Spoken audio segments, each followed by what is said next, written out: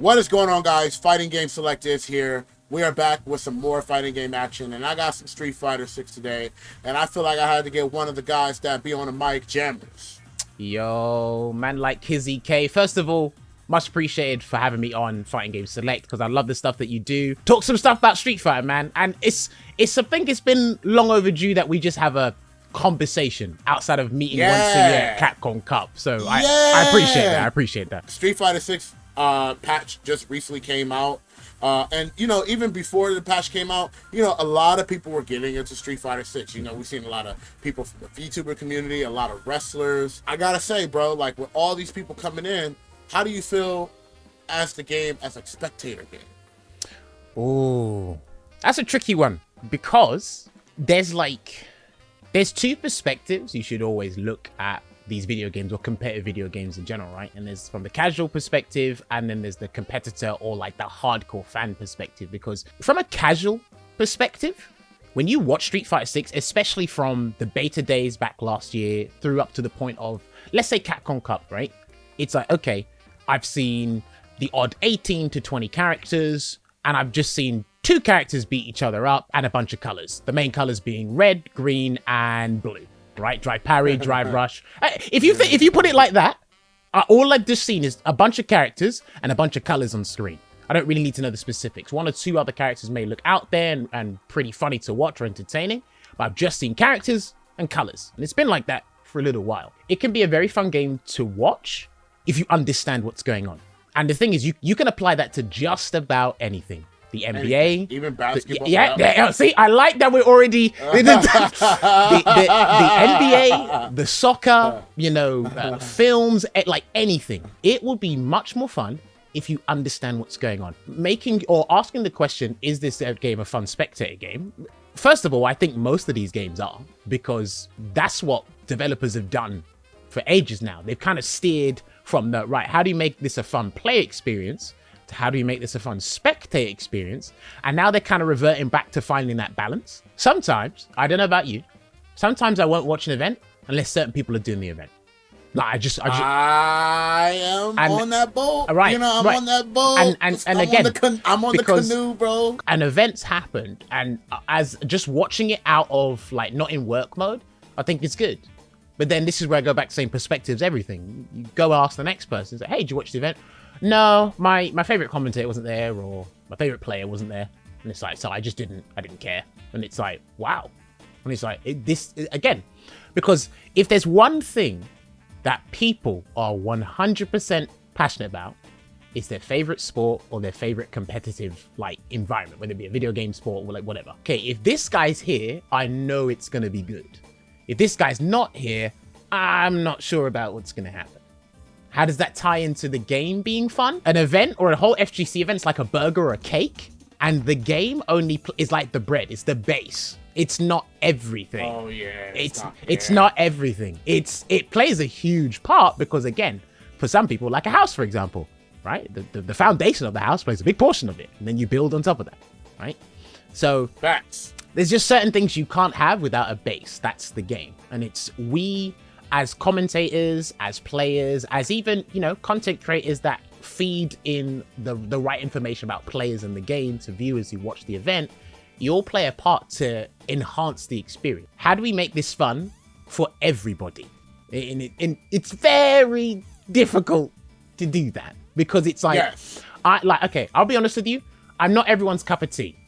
I can't control that. And that's good. That's completely fine. I think that's great. Yeah. Some of the best players in the world got a lot of people that don't. Yeah, exactly. I think that's good. I feel like you're doing a good job. I think you're doing a terrible job if everybody likes you. I'm not everybody's cup of tea. Some people might turn off said event because I'm on.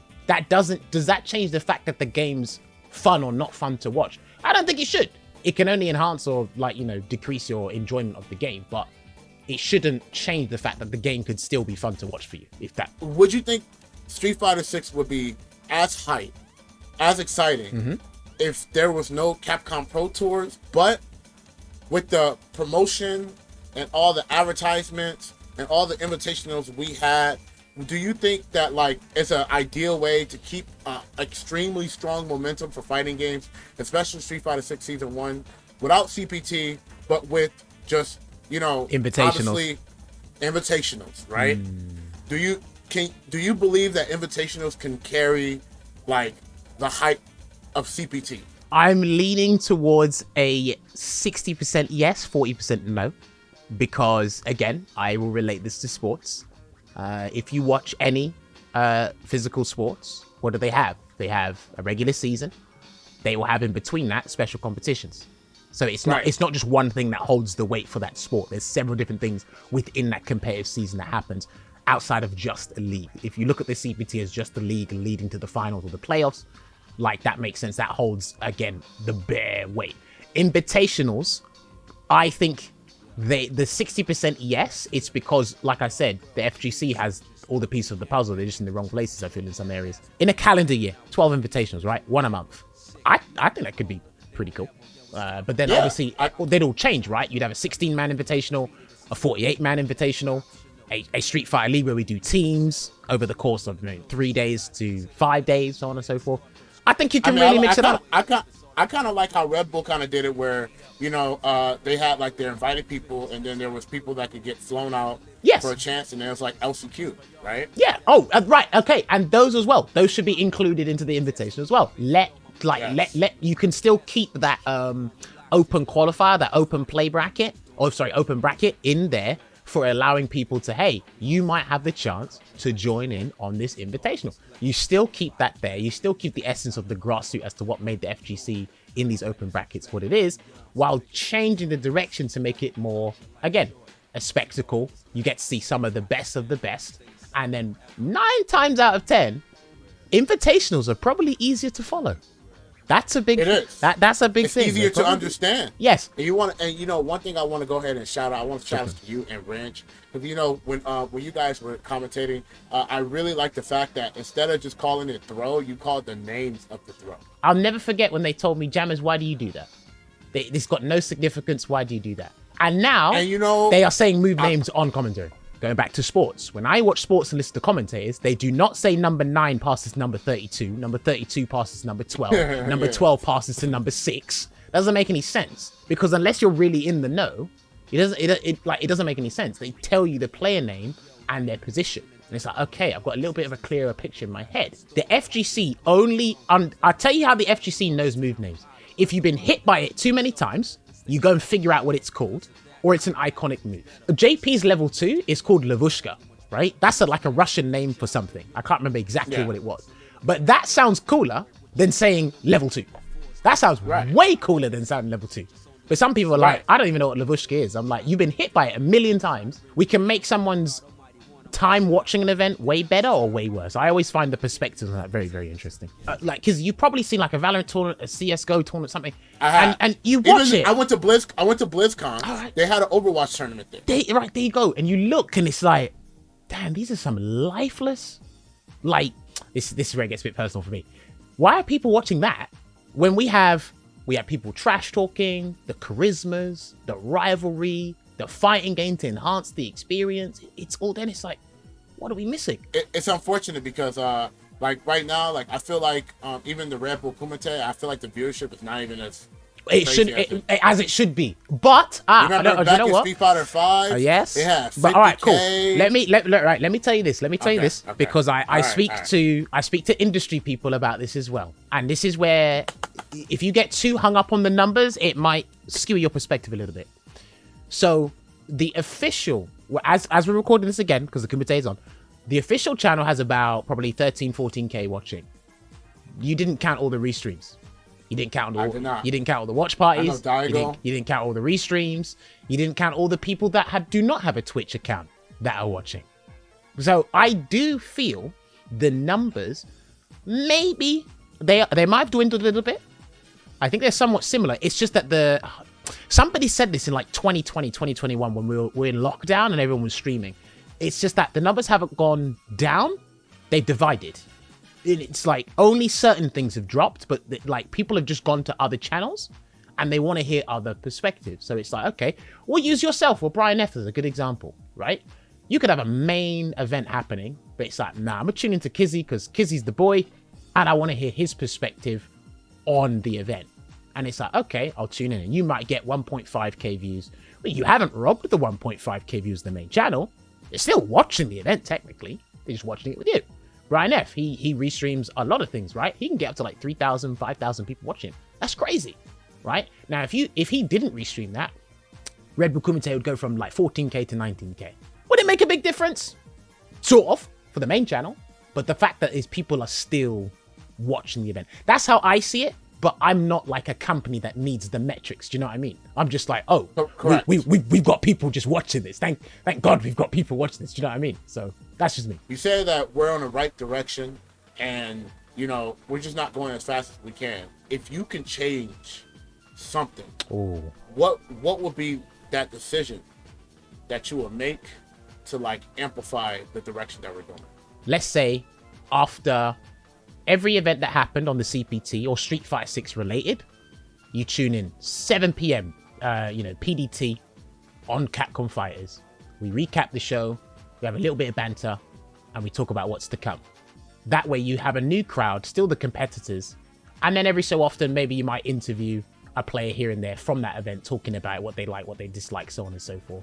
Because I think this can be a good way to funnel the people into the next event and give them the right information going into that event as well. Another thing I'd do, this has been spoken about a little bit, and I'm pretty sure you've seen it over that, I think it was a week or two ago, Jammerz thing. Did you watch a little bit of that at all? Yeah, I did. Right.